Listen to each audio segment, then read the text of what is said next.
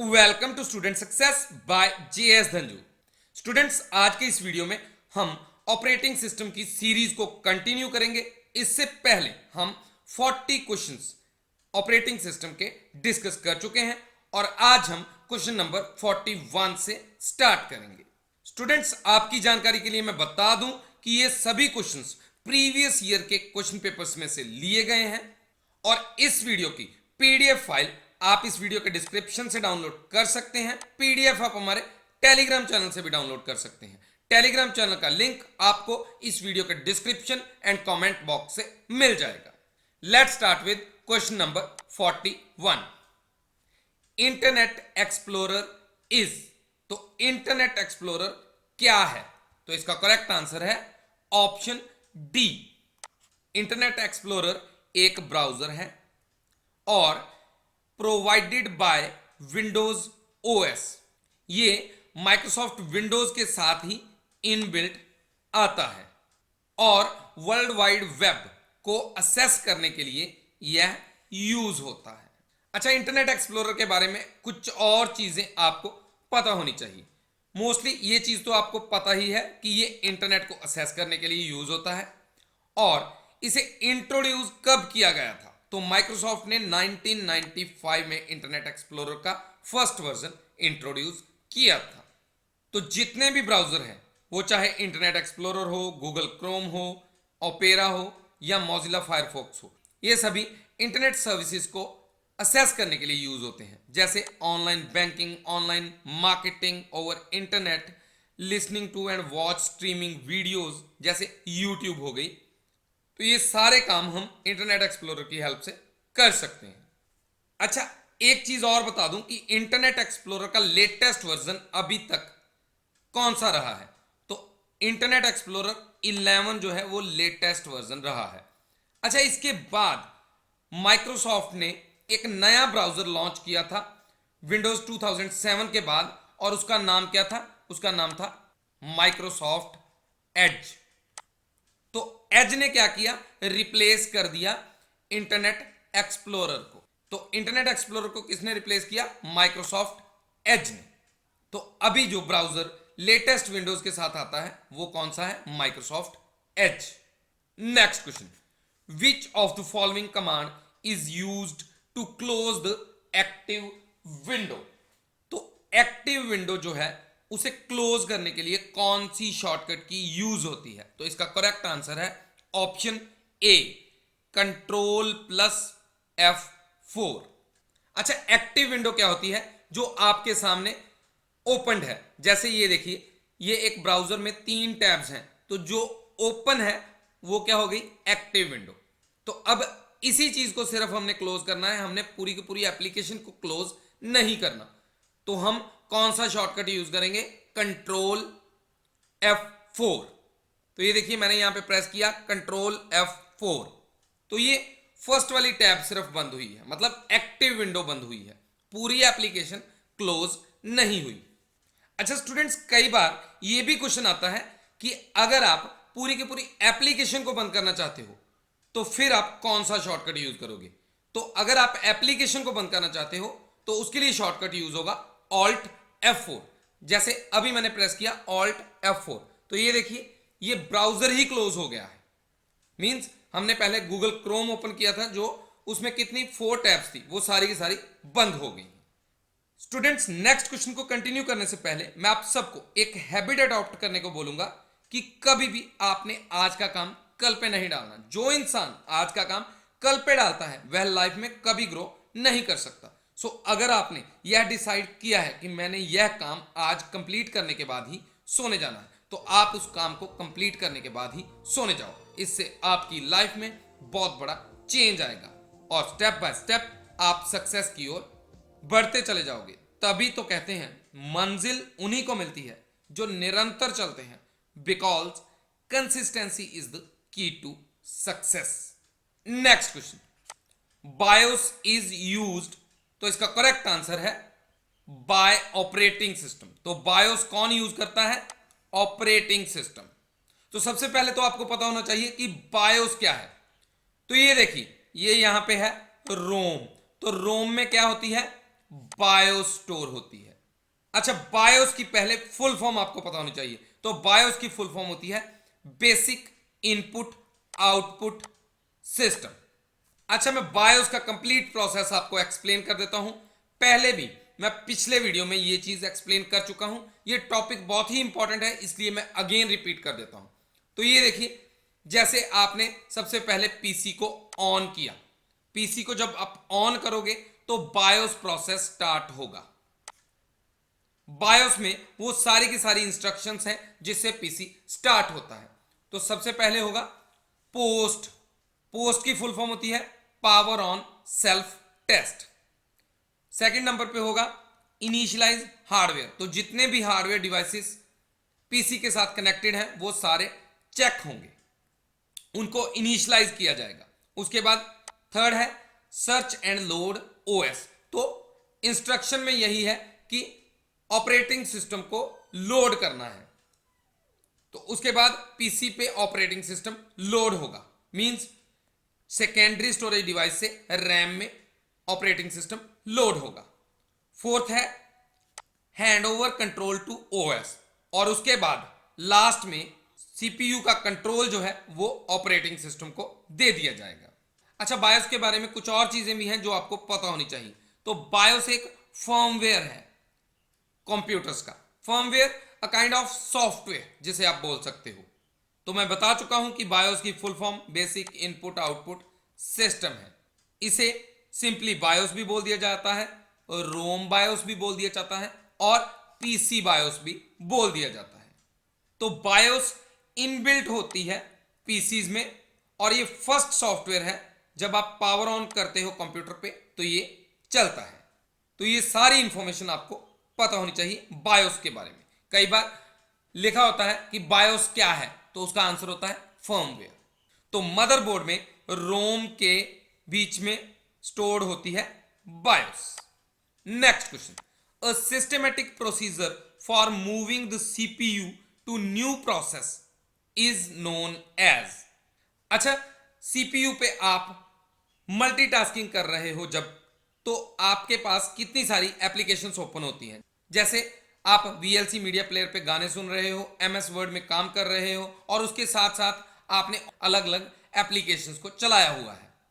तो क्या होगा, जब सीपीयू को एक प्रोसेस से दूसरे प्रोसेस पे मूव किया जाता है काम करने के लिए, तो उस चीज को हम क्या बोलते हैं। तो उसके लिए टर्म यूज होती है कॉन्टेक्स्ट स्विचिंग। तो इसका करेक्ट आंसर है ऑप्शन बी। तो ये टर्म मोस्टली तब यूज होती है जब हम मल्टीटास्किंग करते हैं पीसीज पे। Next question, which among the following is an operating system. तो इनमें से ऑपरेटिंग सिस्टम कौन सा है। तो आप ये देखिए, जावा एक प्रोग्रामिंग लैंग्वेज है, high level programming language. Again Oracle एक आरडीबीएमएस है, और इनमें से बचता है लिनक्स। तो लिनक्स क्या है, ऑपरेटिंग सिस्टम। अच्छा, लिनक्स कौन सा ऑपरेटिंग सिस्टम है, तो ये भी क्वेश्चन बहुत इंपॉर्टेंट है। तो Linux open source operating system है। अच्छा, ओपन सोर्स का क्या मीनिंग होता है कि जिसका सोर्स कोड जो है उसे आप मॉडिफाई करके अपने तरीके से यूज कर सकते हो, वो फ्रीली आपको अवेलेबल होता है। अच्छा, लिनक्स किस ईयर में आई थी। तो लिनक्स 1991 में आई थी, और इसे इंट्रोड्यूस किया था इंजीनियर लिनस टॉरवर्ड्स ने।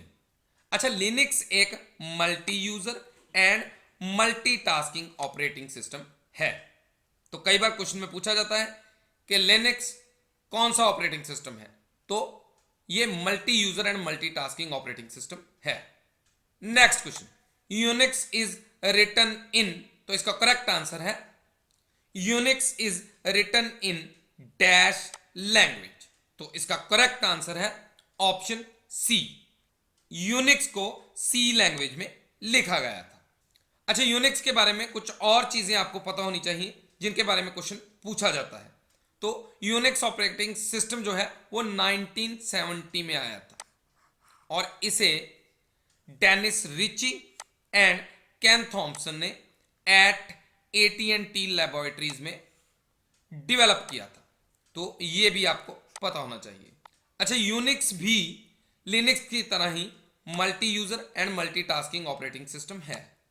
Next question, which is not executable file, तो इनमें से एग्जीक्यूटेबल फाइल कौन सी नहीं है? तो इसका करेक्ट आंसर है option D, dot TXT, text. तो ये जो टेक्स्ट फाइल है, जैसे नोटपैड की फाइल को हम टेक्स्ट फाइल बोलते हैं, तो ये फाइल एग्जीक्यूटेबल फाइल नहीं है। और बाकी जो बचती हैं .com, .exe, .bat, ये तीनों एग्जीक्यूटेबल फाइल्स हैं। अच्छा, नॉन एग्जीक्यूटेबल फाइल्स कौन सी होती हैं? जो कि डायरेक्टली सीपीयू के द्वारा एग्जीक्यूट नहीं की जाती और हम इसे स्पेसिफिक पर्पस के लिए बनाते हैं, जैसे नोटपैड की फाइल। तो कई बार क्वेश्चन में पूछ लिया जाता है कि नोटपैड की फाइल की एक्सटेंशन क्या होती है, तो उसका आंसर भी होगा .txt। Next question, the dash key will launch the start button, तो कौन सी की है जिसकी हेल्प से आप स्टार्ट बटन लॉन्च कर सकते हो विंडोज में? तो इसका करेक्ट आंसर है ऑप्शन सी, विंडोज की। तो ये देखिए, इसे हम बोलते हैं विंडोज की। जब आप माउस से क्लिक करते हो तो ये स्टार्ट बटन वाले मेन्यू ओपन हो जाते हैं। तो इस तरह की जो कीबोर्ड पे आपको नजर आती है, उसे आप क्लिक करोगे तो ये स्टार्ट बटन वाली ऑप्शंस आपको नजर आएंगे। Next question, what is the meaning of the booting in the operating system? तो बूटिंग क्या है ऑपरेटिंग सिस्टम में? तो बूटिंग होती क्या है? जब आप पीसी को स्टार्ट करते हो फर्स्ट टाइम, या फिर पीसी चल रहा है उसे रीस्टार्ट करते हो, तो उसे हम बोलते हैं बूटिंग। तो इन ऑप्शंस में से करेक्ट आंसर कौन सा होगा? तो इसका करेक्ट आंसर है ऑप्शन ए, रीस्टार्टिंग कंप्यूटर। अच्छा, बूटिंग दो तरह की होती है। कई बार यह भी क्वेश्चन आता है कि कौन कौन सी टाइप्स हैं बूटिंग की। तो फर्स्ट है cold booting and second one is warm और हॉट बूटिंग। अच्छा, कोल्ड बूटिंग क्या है? जब पीसी बिल्कुल बंद पड़ा है, शटडाउन पोजीशन में, और आपने उसे स्टार्ट किया पावर बटन को प्रेस करके, तो उसे हम बोलते हैं कोल्ड बूटिंग। मींस प्रॉपर पूरा का पूरा प्रोसेस जो अभी अभी मैंने बायोस का एक्सप्लेन किया, वो सारा का सारा चलता है, तो उसे बोलते हैं कोल्ड बूटिंग। और हॉट या वार्म बूटिंग क्या होती है? तो हॉट बूटिंग होती है जैसे पीसी चल रहा है और आप उसे रीस्टार्ट कर देते हो, रीस्टार्ट स्विच को प्रेस करके या फिर स्टार्ट बटन पे जाके वहां से रीस्टार्ट करते हो, तो उसे हम बोलते हैं हॉट बूटिंग या वार्म बूटिंग। क्योंकि कंप्लीट प्रोसेस जो है बायोस का वो यहां पे नहीं चलता और सिंपली रीस्टार्ट होता है पीसी। तो रीस्टार्ट करने के लिए एक शॉर्टकट भी यूज होता है। कई बार ये भी क्वेश्चन में पूछा जाता है, तो वो शॉर्टकट कौन सा है? Alt control delete. जब आप साइमल्टेनियसली इन तीनों कीज को ऑल्ट कंट्रोल डिलीट को प्रेस करोगे तो आपका पीसी जो है वो रीस्टार्ट हो जाएगा। तो आजकल विंडोज में ऑल्ट कंट्रोल डिलीट जो है वो टास्क मैनेजर को ओपन करने के लिए यूज होता है। तो ये पहले डायरेक्टली पीसी रीस्टार्ट होता था इन ऑप्शन से, इन कीज को प्रेस करके, लेकिन आजकल टास्क मैनेजर ओपन होता है। तो ये भी क्वेश्चन कई बार आता है, तो आपको ऑप्शंस के हिसाब से आंसर को देना होगा। Next question, in operating system which of the following is are CPU scheduling algorithms? तो इनमें से सीपीयू शेड्यूलिंग एल्गोरिदम्स कौन से हैं? अच्छा, पहले आपको पता होना चाहिए कि सीपीयू शेड्यूलिंग एल्गोरिदम्स होते क्या हैं। अच्छा, ये देखिए, सीपीयू शेड्यूलिंग एल्गोरिदम्स वो एल्गोरिदम्स होते हैं जो कि डिसाइड करते हैं कि सीपीयू कौन से प्रोसेस को कितना टाइम देगा। तो there are so many CPU scheduling algorithms. तो ये सभी के नेम्स आपके सामने हैं, आप एक बार रीड कर सकते हो। तो ये देखिए, ये तीनों के तीनों round robin, shortest job first, priority, तो ये सारे क्या हैं? CPU scheduling algorithms. तो इसका करेक्ट आंसर होगा option D, all of above. तो ये तीनों तो हमने कर लिए। उसके बाद ये जो बचते हैं ये बाकी भी सीपीयू शेड्यूलिंग एल्गोरिदम्स हैं, तो इनके नेम्स भी आपको पता होने चाहिए। Next question, an operating system is an interface which provides services to. अच्छा, ऑपरेटिंग सिस्टम एक इंटरफेस की तरह एक्ट करता है और सर्विसेज प्रोवाइड करता है। तो इसका करेक्ट आंसर क्या है? ऑप्शन सी, किसे किसे सर्विसेज प्रोवाइड करता है? यूजर को एंड एप्लीकेशन प्रोग्राम्स को। तो पिछले वीडियो में भी हमने डिस्कस किया था कि ऑपरेटिंग सिस्टम जो है वो acts as an interface between user and hardware. तो ये है हार्डवेयर और यहां पे होते हैं यूजर्स। तो यूजर और हार्डवेयर के बीच में इंटरफेस का काम कौन करता है? Operating system. और यूजर्स के यहां पे है एप्लीकेशन प्रोग्राम्स। तो ये एप्लीकेशन प्रोग्राम्स और यूजर्स दोनों में एज एन इंटरफेस काम करता है। Next question, what is the name of operating system that reads and reacts in term of actual time? तो वो कौन से ऑपरेटिंग सिस्टम होते हैं जो कि एक्चुअल टाइम में इंस्टेंटली रिएक्ट करने के लिए फेमस हैं? तो इसका करेक्ट आंसर है option A, real time systems. Real time operating system को RTOS भी बोला जाता है। तो ये स्पेशल टाइप के ऑपरेटिंग सिस्टम होते हैं जो कि टाइम कंस्ट्रेंट्स के अकॉर्डिंग चलते हैं। मींस फ्रिक्शन ऑफ सेकंड्स जो है वो भी बहुत ही महत्वपूर्ण या इंपॉर्टेंट होते हैं इन ऑपरेटिंग सिस्टम्स में। तो जैसे फ्लाइट्स में या रोबोटिक्स में, तो इन कॉन्सेप्ट्स में real time operating systems use होते हैं। Next question, which one of the following is a real time operating system? तो इनमें से कौन कौन से रियल टाइम ऑपरेटिंग सिस्टम्स हैं? तो इसका करेक्ट आंसर है option D, all of above. तो ये जो तीनों नेम्स हैं ये तीनों के तीनों रियल टाइम ऑपरेटिंग सिस्टम हैं। Next question, the desktop operating system is also called a. तो ये जो डेस्कटॉप ऑपरेटिंग सिस्टम है, जैसे हमने बात की XP, विंडोज 7, विंडोज 10, विंडोज 11, तो ये सारे क्या हैं? Desktop operating system. तो इन्हें और क्या बोला जाता है? तो इसका करेक्ट आंसर है option B, client operating system. तो जो पीसीज हम यूज करते हैं मोस्टली अपने घरों में, तो वो कौन से होते हैं? Client operating system. और सर्वर ऑपरेटिंग सिस्टम्स कौन कौन से होते हैं? सर्वर ऑपरेटिंग सिस्टम जैसे Windows NT। Next question, Unix operating system is dash. तो इसका करेक्ट आंसर है option D, all of these. Unix operating system can run on PCs and large system. तो यूनिक्स ऑपरेटिंग सिस्टम जो है वो PCs पे and large system पे run हो सकता है। उसके बाद हमने अभी अभी डिस्कस किया था जो वो था कि Unix is multitasking operating system, जिसमें हम मल्टीपल टास्क्स एक साथ परफॉर्म कर सकते हैं। उसके बाद Unix is multi user operating system. तो मल्टीपल यूजर्स एक साथ साइमल्टेनियसली काम कर सकते हैं कौन से ऑपरेटिंग सिस्टम पे? यूनिक्स ऑपरेटिंग सिस्टम्स पे। तो ये तीनों ही टर्म्स करेक्ट है। Next question, which of the following is not mobile operating system?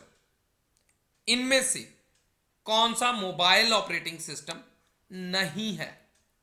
अच्छा, पहले हम बाकियों को डिस्कस कर लेते हैं, इससे आपको क्लियर हो जाएंगी बहुत सारी चीजें। तो एंड्रॉयड ऑपरेटिंग सिस्टम ये एक मोबाइल ऑपरेटिंग सिस्टम है जो कि गूगल के द्वारा बनाया गया है।